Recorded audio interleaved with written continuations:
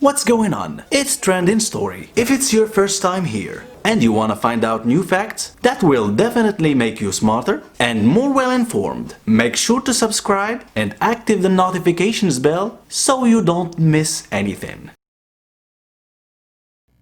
The loss of a pet can be a truly devastating thing.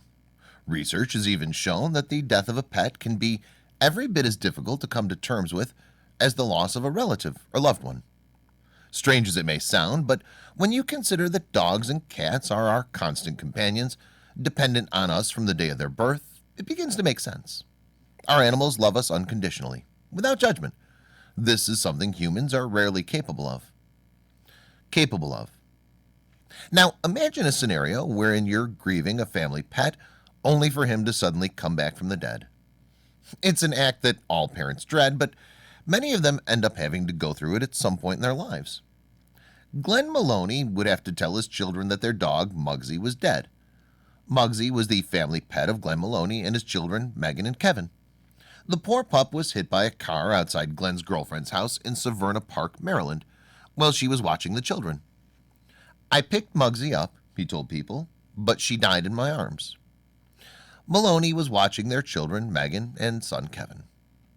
He didn't want the children to see the bloody condition their beloved dog was left in, so he told them to stay inside. He checked the dog to see if it was breathing, but he concluded that the 4-year-old Jack Russell Terrier was not breathing and had no heartbeat. "I was really upset, so I buried him quick and I didn't even tell the children," Maloney told Oprah.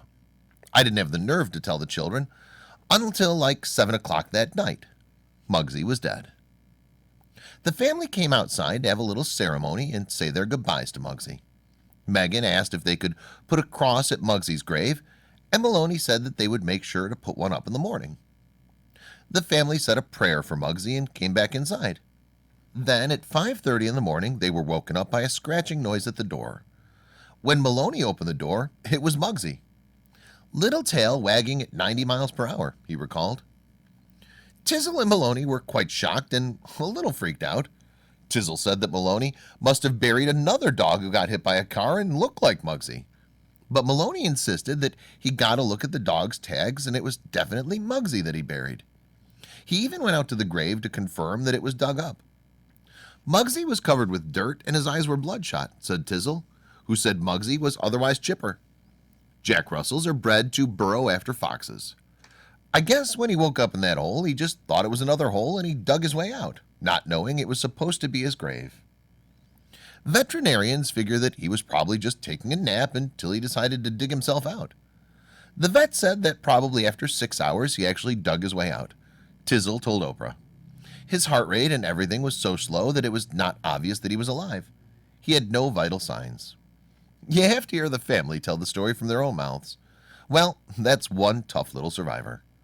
Please like and share this story if you love the constant surprises animals give us. Thanks for watching. Please like and share the video in social networks. We'll be right back to you as fast as we can.